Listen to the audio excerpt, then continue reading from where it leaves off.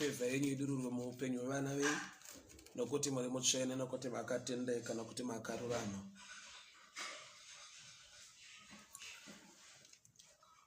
Second Kings, our Bible reading this morning is coming from the book of Kings, 2 Kings chapter 4. 2 Kings chapter 4.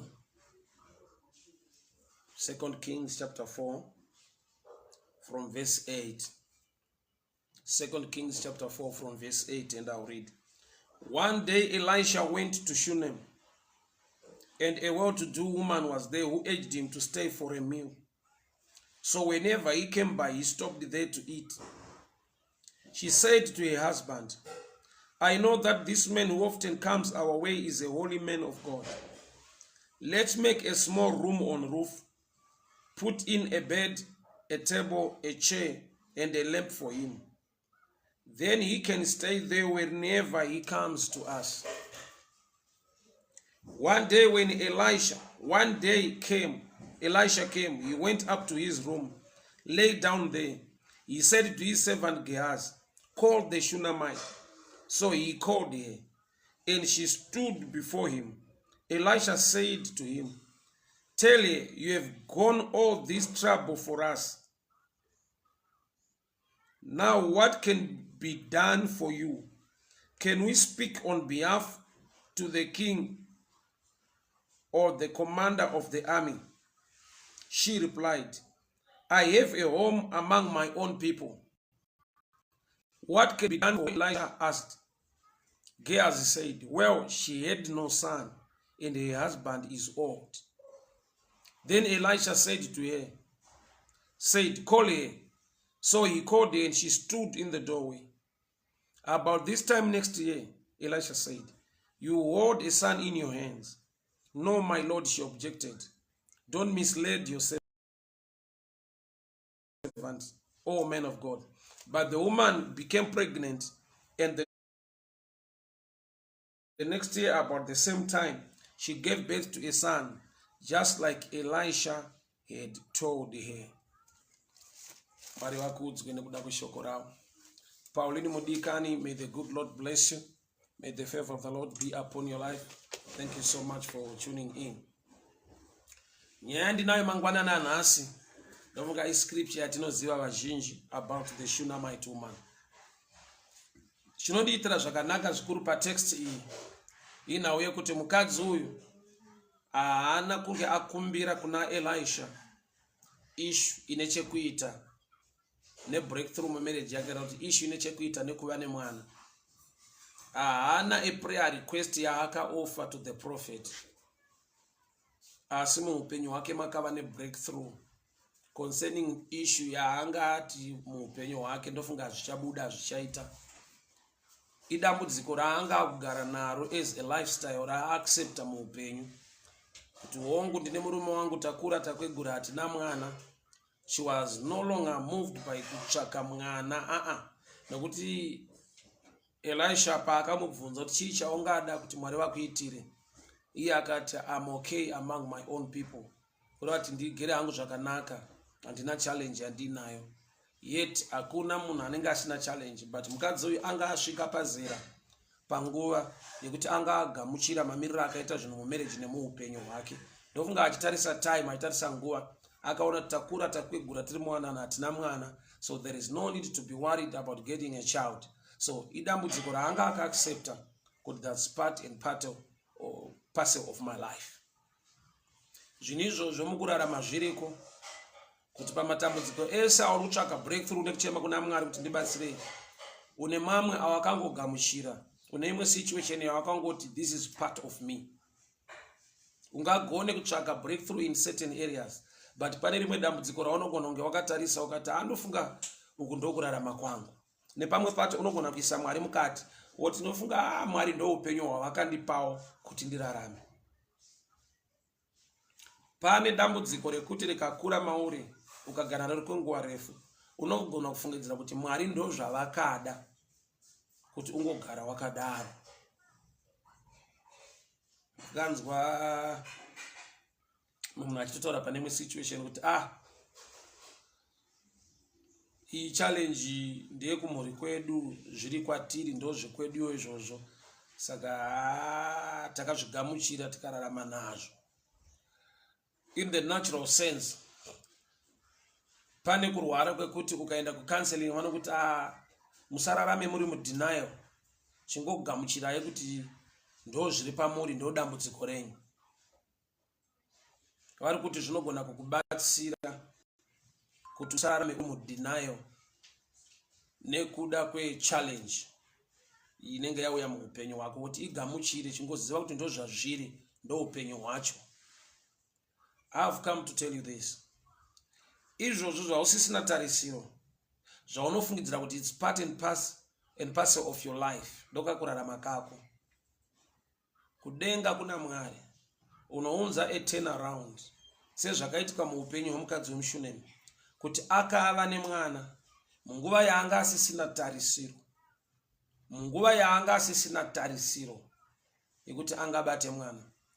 Chakaitika ndechekuti haana kunga akumbira, haana kubvira aita prayer request, haana kuzvitsvaga.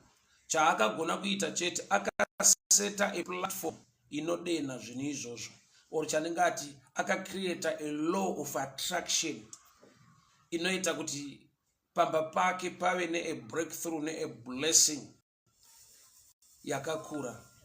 So there are things in life, kune principles nekuita muzvinhu zvaMwari kunova a law of attraction, chichedza zvimwe zvinhu, whether unozvitaura kana kuti hauzvitaure, but pane kumwe kuita action. Vanotaura vanoti action speaks louder than words, kureva kuti pane kumwe kuita kunototaura more than kutaura kwacho.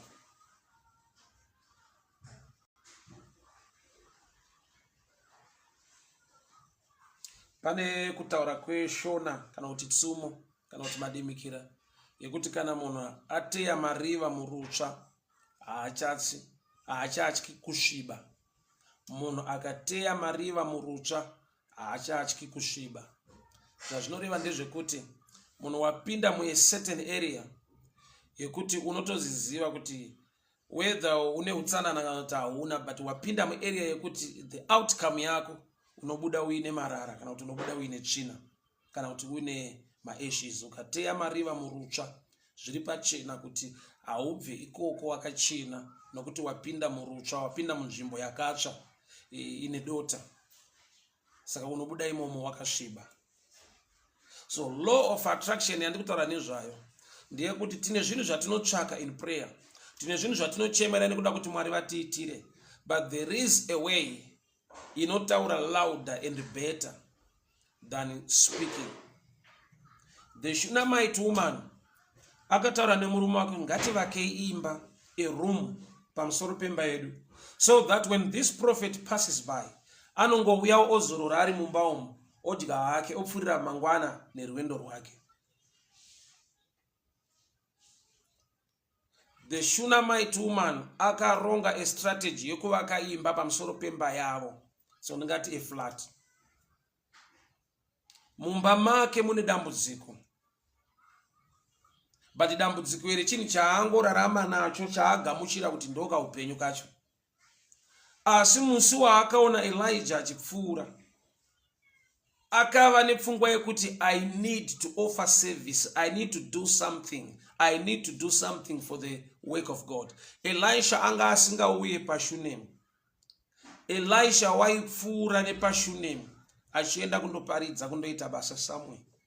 But it is so interesting panyaya ndechekuti kwakaendwa naElisha achiita basa, hatina kunzwa any miracle yakaitika ikoko, but takangonzwa kuti pane breakthrough yakawanikwa paShunemi.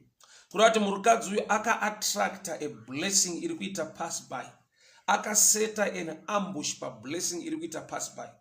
The same with Abraham.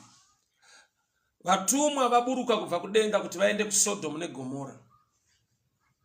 Abraham akagara pasuo retende rake, Biblia rinoti wakaona vatumwa akamhanya akandowira mutsoka. Akati kana ndawanirwa favor, pfurai nekumba kwangu mugeze tsoka mudye mufure mberi nerwendo. Ndo musi waakanzi gore rinouya nenguva ino mukadzi wako Sara achava nemwana. Rwendo rwanga rwuripo nderwekuenda kuSodom neGomora. rondo ruripo nderekuti kunai moto, rondo ruripo ndere destruction kuSodom neGomora. But parwendo rune chekuita nedistruction, Abraham akakonekta a blessing, akawana favor, akawana breakthrough muwanano yake nekuda kwekuti wakamhanya akaattracta zviri kuita pass by, akaattracta varume vari kudarika kuti vapfuure nepamba pake. Havana kungopfuura bedzi, but mukupfuura kwavo vakasiya breakthrough nechakanaka imomo. So Elisha was passing by Shunem. Anga asingaende paShunem. Kune imwe blessing neimwe ropafadzo yandinonamatira kuti dai Mwari atipa meso emweya iregere kudarika, nokuti Elisha aitodarika nepo. Hama dzangu, kune mablessings nefavor inogona kuita pass by, inopfuura pedyo newe zvekuti haigone kutaura, but iwe unofanirwa kuti dai Mwari vandipa meso emweya ndiregere kudarikwa nezvinochinja upenyu hwangu, ndiregere kudarikwa neropafadzo ine chekuita neupenyu hwangu. So akavaka imba, a flat, a room pamusoro pemba yake. Iyo ipicture ndoinonditira zvakanaka ndishumire nezvayo. Alright, I'll give you this picture. Mukadzi weShunem, let's say Graziri ndo imba yake on the ground. Ndokubva ataura nemurume wake ngativakei a room pamusoro pemba yedu pandaisa foni diki. Zvoreva kuti imba yemukadzi uyu yakabva yava part and parcel yemba yavavaka, havana kuisa imwe foundation. Akabva avaka imba pamusoro pemba yavo. Zvoreva kuti imba yaElisha inenge huku yakararira mazai. Munoziva here kuti zai risvike pakuchochonywa mwana abude, pane an atmosphere, pane heat inocreatwa namai vanorarira mazai kusvika achochonywa. Zvoreva kuti zai rinonida a certain atmosphere kuti rigone kuchochonya pabude mwana riheche. So mukati memba yemukadzi weShunem mune dambudziko ririmo, but chashayikwa kuvhumbamirwa neanointing negrace nenyasha dzinokonzera breakthrough mukati memba iyi. Already marriage iripo, but chisimo the fruit of the womb mwana. Saka pavakaimba pamusoro pemba yavo, Elisha paari kuuya achipota achirara mukati memba iyi, ndi prophet kana kuti iblessing kana kuti ianointing inyasha dzavhumbamira dambudziko. Okay, I'll give you this picture. Mwana ari kuda kuberekwa, ari kuda kubuda mudumbu raamai kana zuva nguva yakwana. Chiremba haataure nemwana, wana nyamukuta. Nyamukuta vanotaura naamai vachiti push, push, push. Ari kuda kubuda haataurwe naye anything nokuti haanzwe mwana mudiki. Nguva yakwana, pane masigns anotaridza kuti mwana ari kuda kubuda. But nyangwe masigns ataridza, mai vanoplaya a role yekuti mwana uyu aberekwe. Ipi yekuti mai ndo vanonzi push, push gara apa nyarara ndiparidza. So amai ndo vanopusha kuti chiri kuda kubuda chibude. Ari kuda kubuda mwana, pane masigns already ataridzwa yekuti mwana ari kuda kuberekwa, but amai ndo vanonzi nachinyamukuta push, push. So the pushing fact inenge the anointing fact yekuti already mauri une zvaunotsvaka nekuda kuna Mwari, but pauri pari kudiwa anopusha, anosunda. So Elisha imba yake payavakwa pamusoro pemba yemukadzi weShunem, panenge paitwa kuti pane huku yararira mazai anofanirwa kuchochonya. Zvikafanana nedhishi ratinoisa panzava reDSA. Chiripo ndechekuti the television mumba irimo, but chiri kutadzisa kuti tuone zvinhu, nyangwe TV iripo, nyangwe decoder tiinaro, pane chino attracta waves ari kuita pass by. So imba yega yega ine waves anoita pass by. nyangwe mukati memba mune television hamugone kuona kusvika paine dish rinoita trap mawaves ari kuita pass by osvika panopamba zvinhu zvotanga kuitika. So muupenyu pane dish rinofanirwa kuattracta a blessing iri kuita pass by. So the Shunammite woman Bible rinoti wakaona, haana kuparidzirwa, but wakaona kuti murume ari kupfuura apa is a holy man of God. Kureva kuti anga mature to an extent yekuti munhu anogona kuona zvemweya, munhu anogona kuona breakthrough, munhu anogona kuona favor kuti chiri kupfuura apa I opportunity ye blessing chiri kudarika nepano ifavor inofanira kuchinja upenyu.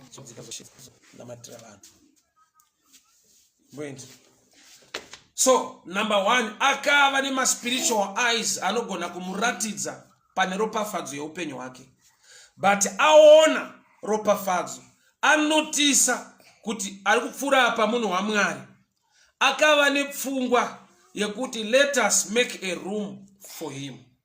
Haasi kukumbira anything, she is offering a service.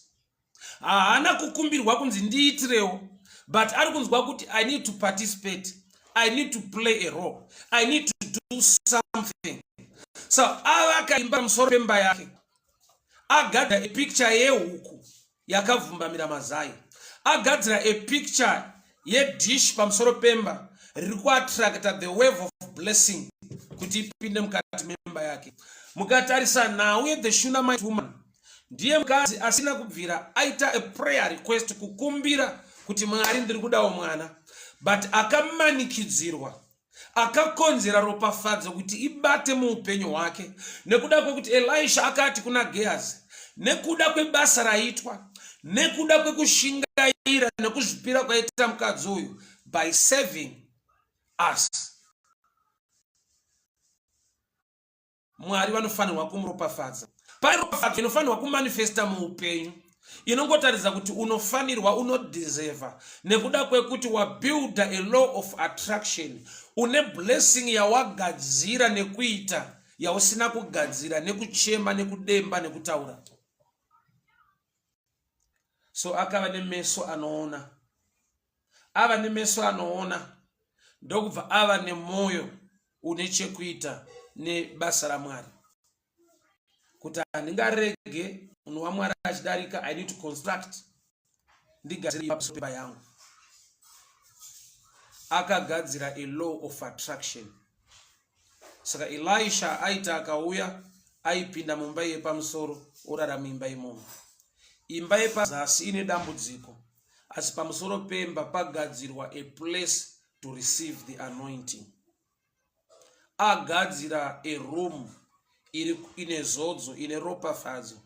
Pasi pemba yake, mumba yepasi mune dambudziko, asi muimba yepamusoro paiswa solution. Kureva kuti inenge picture yehuku yavumbamira mazai anotochochonya bedzi. Inenge picture yedish raiswa pamusoro pemba to capture the wave. Wave haringadarike paiswa dish. Dish riripo to capture the wave rinofanirwa kudarika. Hama dzangu, kune wave ye blessing, kune imwe favor inogoneta pass by ukashaiwa meso emweya.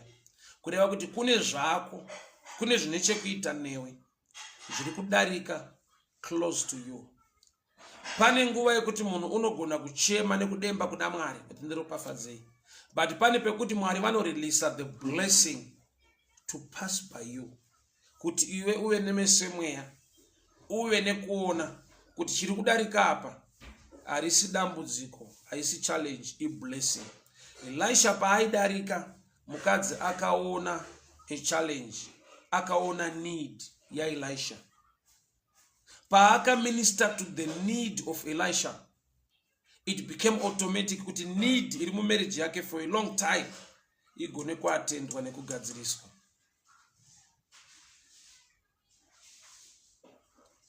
Munoziva here kuti Mwari haana dambudziko,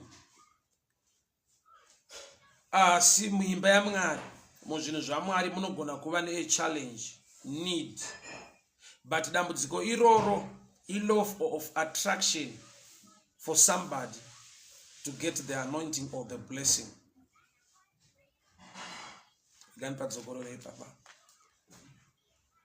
Elijah, ndakataura imwe nguva Elijah paaifidwa neshiri nemakungu ari mubako. People were there. But zviri pachena maybe people were no longer interested, or else vanhu vanga vari machallenges ekuti nekuda kwekuti there was famine in the land.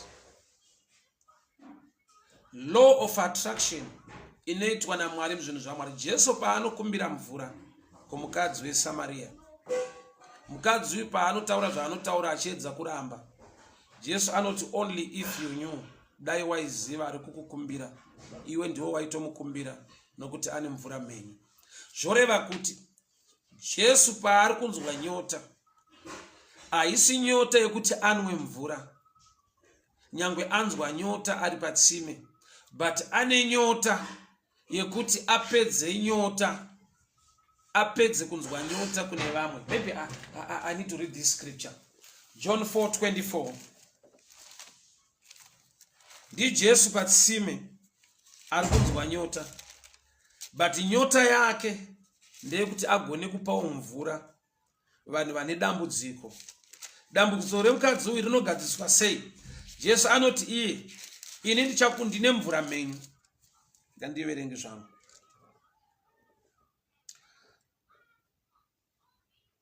Verse 13, John 4, verse 13. Jesus answered, everyone who drinks this water will be thirsty again. But whoever drinks the water I give him will never thirst. But everyone who drinks this water will be thirsty again. But whoever drinks the water I give him will never thirst. Zana Jesu, vese vanonwa mvura yokuchera patsime panapa vanoramba vachinzwa nyota zvakare. Asi mvura yandinayo ini ndikakupa, wandinopa, haanzwi nyota zvakare. So mvura iri patsime raJacob ukanwa mangwana unoda imwe nokuti unoramba uchinzwa nyota. Asi mvura ina Jesu the living waters inonoadresa kuti usazonzwa nyota zvakare. Munhu akanzwa nyota anonwa mvura, but mvura ina Jesu ndeyekuti munhu aregere kunzwa nyota. Maybe download zvakanaka. Mvura yatinonwa iyi unoramba uchinzwa nyota misi nenguva uchingoda mvura yekunwa. But Jesu ari kuti mvura yandinayo ndeyekuti kana wanwa haunzwe nyota zvakare. Zvinoreva kuti mvura ina Jesu haipedze nyota, nokuti mvura yaJacob inopedza nyota, but unozonzwa futi nyota. Saka mvura ina Jesu hauzonzwi nyota zvakare, which means inoadresa kunzwa nyota, inoadresa chinoita kuti urambe uchinzwa nyota. Mvura yaJacob inopedza nyota, mvura yaJesu inonodhila nechinoita kuti unzwe nyota. Ndakanidownload zvakanaka. Ukanwa mvura yaJacob mangwana unonzwa nyota. Maybe after 3 hours unogona kunzwa nyota kwadai imwe mvura. Kurati mvura yaJacob inopedza nyota, but mvura ina Jesu inopedza kanoita kuti unzwe nyota. Mvura yaJesu haipedze nyota, inopedza zvinokonzera kuti unzwe nyota, kurati iri deeper, iri greater, iri better. Ameno kana ndanzwika rega download futi. I know somebody pano ari kundiposa. Mvura yaJacob ine difference neiri kunzi naJesu ini ndinayo ndinokupa. YaJesu haipedzi nyota nokuti ndo zviri kungoitwa neyaJacob. Ukanwa nyota inopera, but mangwana unonzwa kuti nyota nokuti wakanwa mvura inongopedza nyota ipapo inoadresa the challenge yawinayo ipapo. But Jesu ari kuti yandinayo inini ukainwa haunzwi nyota zvakare, kurati ino permanent solution. But yaJacob temporal solution, inopedza nyota mangwana unzwa nyota, it's temporal. But yaJesu iri permanent, haunzwi nyota zvakare. Iya Jacob uchanzwa nyota zvakare. Zvoreva kuti iri kutaurwa naJesu ndimweya mutsvene manje, kuti when you have the living waters, The Holy Spirit in you ndiye anonoadresa zvinoita kuti urambe uchinzwa kuda. Rekani patsike mushe papa. Now you can overcome a challenge. Mauri wanzwa kuda kungotora chinhu chemunhu.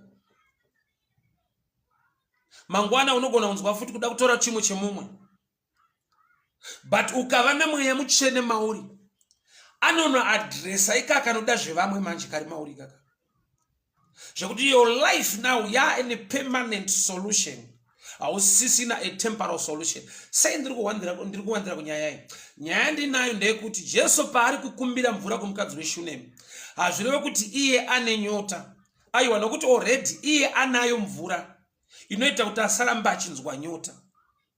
Saka kukumbira apa arikuda kuita a law of exchange yekuti chinzwa ka dai waiziva ari kukukumbira zvoreva kuti muna Mwari mune artificial need yekuti vagone kuadresa a real need iri mumunhu inoda a permanent solution. The Shunammite woman haana kukumbira kuti ndoda mwana. The Shunammite woman haana kuchema nekudemba pamberi paProphet Elisha kuti munhu waMwari ndiri kuda breakthrough, I've got a challenge in my marriage. Akagadzira chandinoti a law of attraction. Lekani download mbicha. Kwa Israeli vanhu vaiti vakavaka dzimba vaisiya a space, a room, a platform pamusoro pemba inenge foundation, so that pavanobereka mwana anogara murumu yepamusoro. Kwa Israeli vaiti vakavaka dzimba vaisiya paine mukana wokuvaka imwe imba pamusoro.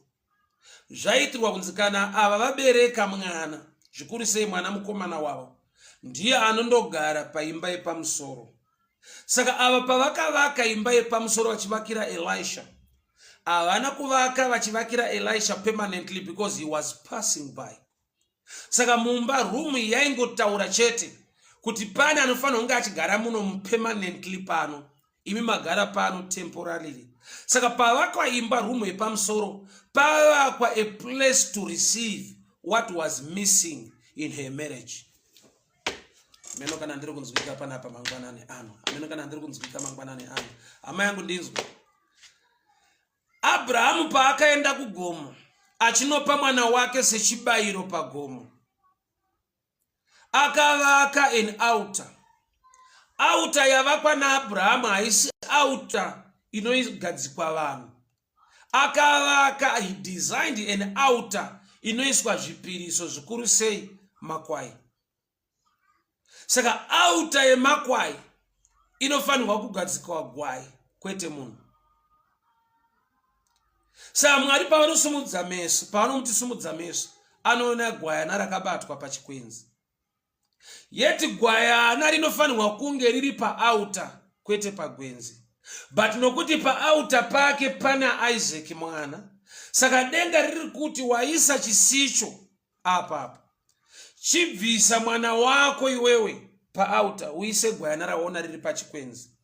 Nekuda kwekuti altar yawagadzira haisi altar inoiswa vanhu, iatari inoiswa zvipiriso zvikuru sei makwai. So the Shunammite woman paakavaka a room pamusoro pemba yake, ari kuvaka a place to receive breakthrough mu marriage, zvikuru sei a son. Room yavakwa ne the Shunammite woman pamusoro pemba yake, I room inotaura kuti I'm ready to receive a baby in my marriage. Abrahamu pakauya vatumwa pamba pake amhanya kwavari achiti kana ndawanirwa nyasha uyai pamba pangu mugeze tsoka mudye. Remember kuti Abrahamu asina mwana ipapo ndiye akamhanya. Bible not Abrahamu ndiye akauya akaseva vatumwa. Yeti pamba pakauya vaenzi, baba handiwo vangaite save kuvatumwa. Sara ari kubika mutende, Abrahamu ndiye ari kumhanya zvekudya achipa vatumwa. Action iri kuitwa naAbrahamu chiprofita chekuti dai ndanga ndine mwanawo wekutuma aikusevhai. Sanenhau yekuti handina mwana, I'm ready to act as a son of this house. Ndo pakanzi gore rinouya nenguva ino uchava nemwana. Kuti akaekta zvinoattracta, zvinoudza denga kuti zvandiri kuita izvi inhau yekuti handinawo angazviita pano, saka handingarege kuita. I'll save you semwana wepano, ini ndiri baba vepano. So the Shunammite woman paakavaka a room pamusoro pemba yake, akavaka a place to receive a son. Yet aita sekunge avaka a place for Elisha. Yet kuna Elisha zvaiva temporal. Remember, he was passing by. Haasi kuuya to the Shunammite woman. Aipfuura chienda kunoita basa. Vakangovaka a room. So paakavaka that room, aka attracta a blessing. Chinofanirwa kunge chiri muroom iyoyo. Akavaka a place inotaridza kuti she is ready to receive the miracle of the blessing. Ari kuzviita achiitira Mwari. Gamba haana kuziva kuti paari kuita ari kuzviitira iye muupenyu hwake. Nokuti room iyoyo haisi kuzoramba yakashama. Kana room iyi yakagara muzodziwa, room iyi yakava pamusoro pemba yake, zvoreva kuti pese pari kuya challenge, pari kuya dambudziko, chiri pamusoro pemba, dambudziko rese rinenge a lightning conductor. Pamba pakaiswa a lightning conductor, many lightning painorova inopinda mu that conductor yoiswa mu earth ground. Zvoreva kuti mukadzi agadzira a defense pamusoro pedambudziko riri mumba make, agadzira a defense pamusoro pe challenge iri pamusoro peupenyu hwake.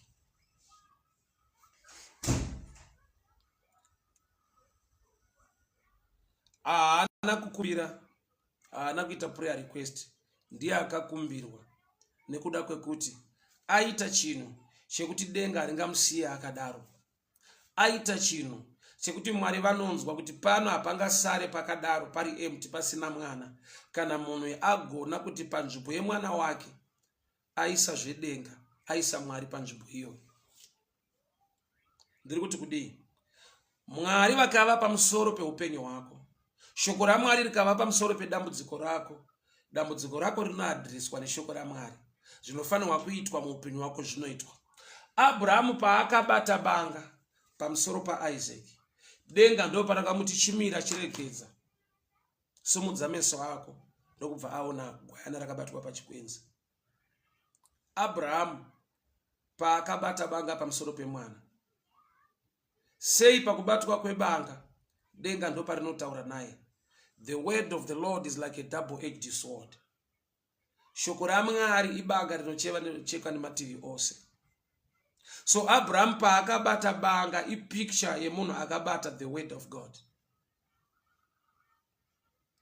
So Mwari vari kuti vakatarisa Abraham akabata shoko, Mwari vakatarisa Abraham akabata shoko. Mushoko ndo matinoona kuti the lamb was slain before the foundations of the world. Mushoko ndo matinoona kuti Mwari ndo vakatipa mwanakomana wavo wavanodisa Jesu. So Mwari vakatarisa Abraham akabata banga, pasi pebanga paine mwana. Mwari vanoona the other side, yekuti haasi munhu anopa Mwari mwana, asi kuti ndi Mwari vanopa mwana wavo kuvanhu kuti vanhu vaponeswe.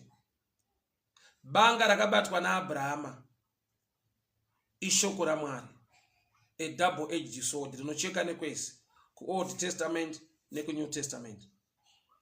So Mwari pavari kuona Abraham akabata banga pasi paine mwana, vari kuona munhu akabata shoko raMwari ari kuda kuofa mwana wake kuna Mwari.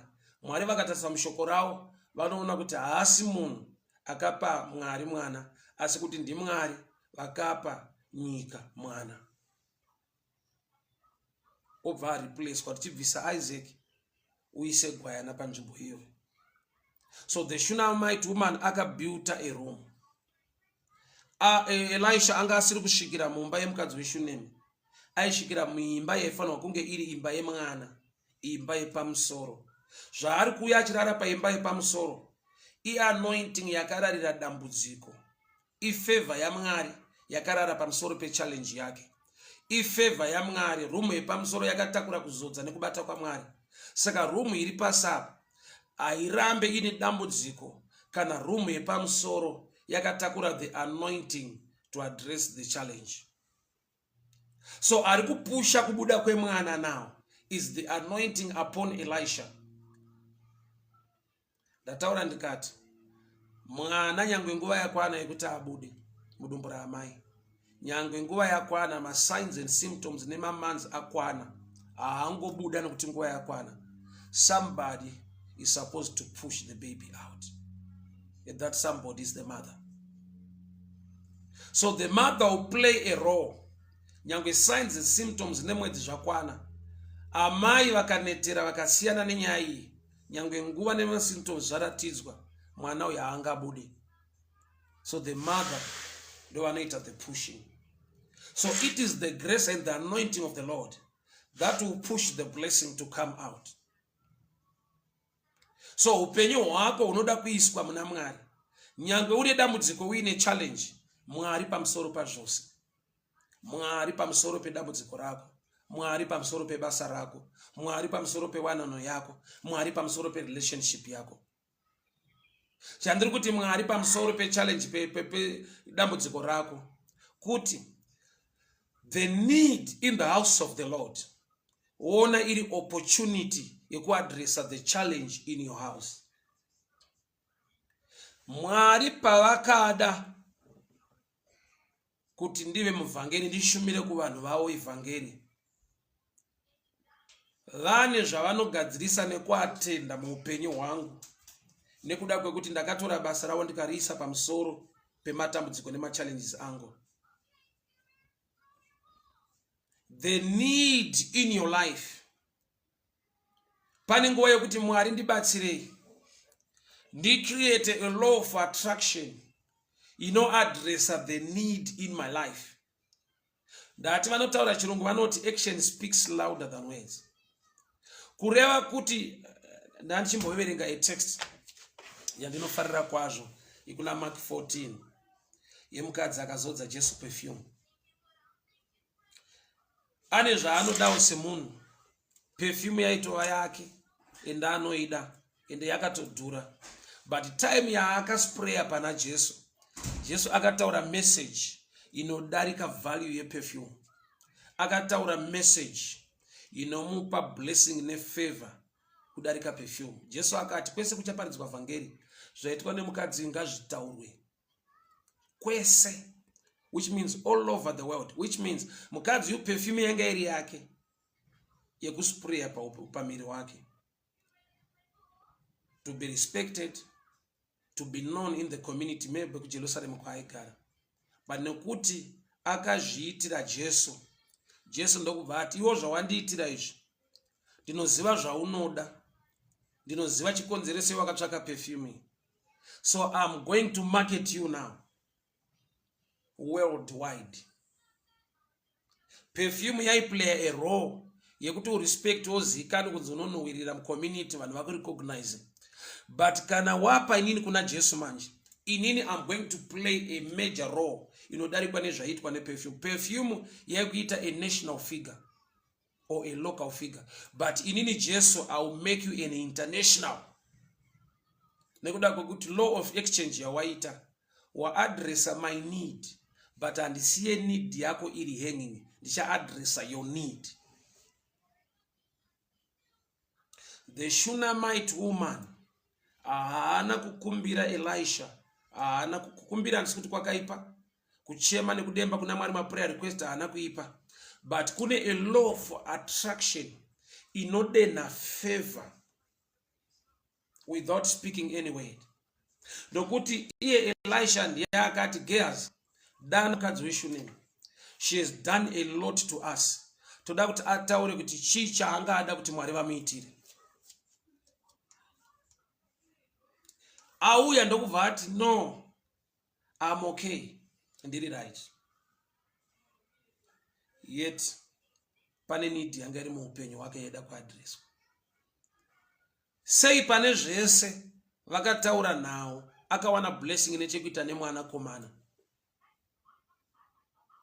inhau yekuti imba yaavaka pamusoro pemba yavo ndo zvainoreva. Ita zvinhu zvinoreva zvine chirevo pana Mwari zvinoita kuti denga riti munhu uyu unodhizevha ropafadzo iyi, unodhizevha blessing iyi.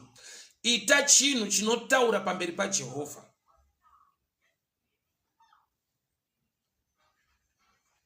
Acts chapter 12.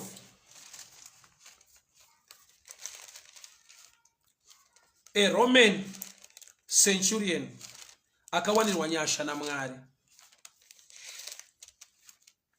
akaoneswa in a vision.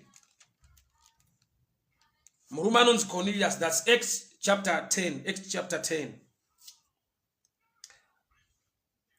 At Caesarea there was a man named Cornelius, a centurion in what was known as the Italian regiment. He and all his family were devout and God-fearing. He gave generously to the need and prayed to God regularly. One day at about 3 o'clock in the afternoon, he had a vision. He saw an angel of God who came to him and said, "Cornelius." He stared at him in fear. "What is it, Lord?" he asked. The angel answered, "Your prayers and gifts to the poor has come up as a remembrance before Lord. Now send men to Joppa to bring a man called Simon, who's called Peter. He's staying with Simon the tanner." Cornelius waita basa rakanaka mucommunity. Mwari vakatuma mutumwa in a vision kuti atume vanhu vandomushedzera Peter. Chikonzero, he was not yet born again.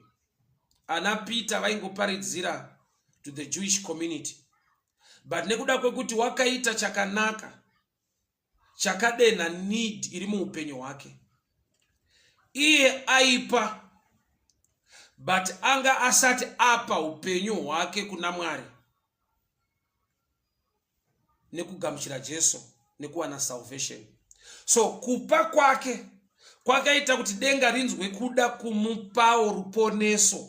He was a Roman centurion, not yet born again. Aita mabasa akanaka. He was praying unto the Lord. But the process of salvation yaida kuti munhu aparidzirwe, agamuchire Jesu, abhabhatidzwe. Saka iye aigona zvakuita zvakanaka, zvakaminister kuna Mwari kuti this man ane need iri maari. He need the gospel to be preached to him. Paakaadresa maneeds evamwe, need yake yakaenda pachimberi pechigaro chaMwari ikanotaura kuti uyu ane need in this area. A challenge in the house of God, a need in the house of God is artificial. And ine chekuita ne time. Remember kuti Elisha haasi kuramba chingonoparidza kwari kuenda paanopfuura nepashunemi. It will come a time yekuti he will change direction. Elisha haana chingoparidza achingopfuura nepashunemi. Time will come yekuti he will change direction. So zvoreva kuti mukadzi weShunemi akasaadresa in that munguva iyoyo, haagone kusangana neropafadzo iyoyo nekuda kwekuti itime iripo. Elisha paari kuita pass by nepashunemi haazoramba achipfuura neipapo nguva dzese. Taking advantage of the opportunity, not missing the time for the opportunity and the blessing iri kuita pass by. Hama dzangu ndinzwe,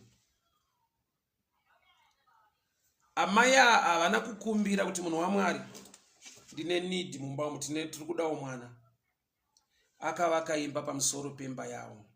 I want to show you this. Elisha haana kutakura imba yake akaenda nayo. Amaya pavakavaka imba vainotoziva kuti Elisha kana crusade yapera yaari kuita kwaari kuita achabva hake pano. But mukuvaka imba havana kuziva kuti vane a revelation yavagadzika. Room inofanirwa kunge ichigara mumwe munhu. saka vaisraeri vaivaka dzimba dzine potential, dzine room pamusoro yekuti panozovakwa imwe, kuitira kuti kana mhuri yakura vane vana vanogara imba yepamusoro. So mukadzi akavaka a receiving platform in the name of doing something good for the men of God. Aigadzira a platform to receive the blessing ichauya muupenyu hwake. Every need in the house of God is artificial, it's temporal, and ine chekuita ne time.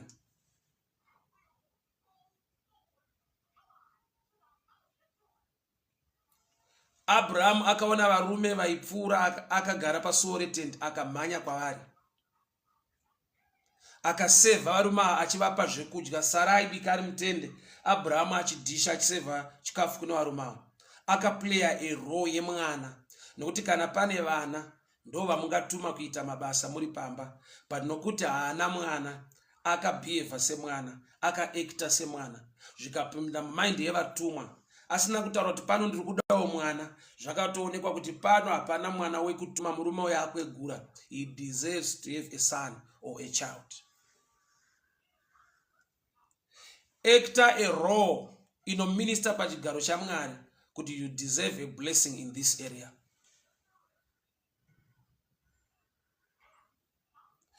I'll give you my testimony. When I started ministering 2006, ndaifamba kubva kuwadzana kuya mutauni netsoka. Ndaifamba netsoka kubva mukuwadzana, it's about 13 km kuwadzana, the city center, tichiya kuzoparidza. Mwari vakaisa shoko mandiri, mari yetransport hapana, mari yekomba hapana, but ndakanzwa the edge in me to continue to do the work despite kuti pane challenges, resources hapana. So takafamba. Ndisati ndatomboya kutrain. I know my brother Benji takazosangana ndakuparidza matrain, but ndisiri kuparidza matrain, taifamba netsoka tichienda pa street. From Norway somebody came, anga ine driving school. Ndokubva nditi murume wacho anzi Mr. Meza, ndokubva waya kwandiri zvikanzi I want you to have a license, to get a license.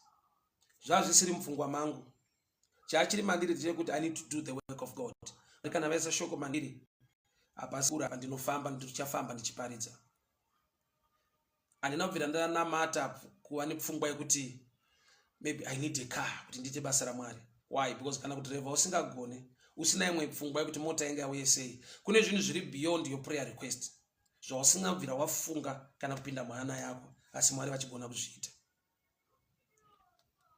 Murume akauya, ndikaenda kudriving school, kusvika license yapo, somebody came all the way from Kwekwe achitirira message tiri pana first, ndokubva ati I just want to buy a car for you, just like that.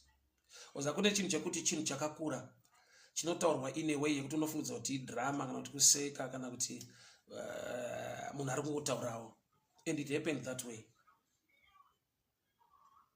Ini chandakaita, the need yayamba maMwari yekuti pave nemuvhangeri unomira panzvimbo to win souls mumastreets nekudii, ndakazviaccepta. Vanhu vachitaura zvavanotaura, vanhu vachitaura zvavanofunga, but patakaadressa that need yekuti ndive stand on the gate to minister to people in the streets, mumarengi nemumabhazi nemumatrain, God ministered into my life. Mwari vakaona paine need yekuti ndichazoda kufamba, ndichazoda kutravela to many places in the country ministering. So pano need that transport, and it happened that way. So pane nguva yekuti munhu anotayo dai zvinhu zvitange zvaita so that I'll save the Lord. Dai zvinhu zvikatanga zvafamba, breakthrough, masuwa avhurika, then I'll do something for the Lord. Yet at your level, even nemoyo wokuti at my level, with my capacity iripo, I will begin to do something for the Lord. People of God, hear me very well. Pane action yaunofanirwa kuita inominista munzeve dzaMwari kuti apa pane need inoda kugadziriswa nekuatendwa. Mwari havana kupfekedza Adamu naEve Mwari chavakaita vakareplace zvanga zvapfekwa naAdam naEve. I'll repeat that. Mwari havana kutanga vapfekedza Adam naEve just like that. Mwari vakareplace zvanga zvapfekwa naAdam naEve. But there was an action yakaminister pamberi paMwari kuti munhu ane need yekupfeka, ane need yecovering. Nyangwe aita zviri temporal. Ini saMwari wake ndine rudo uye ndinoda kusapota pfungwa yainayo. Mwari ndokubva vakava munhu nematewe, animal skins. So Mwari havana kupfekedza Adam naEve.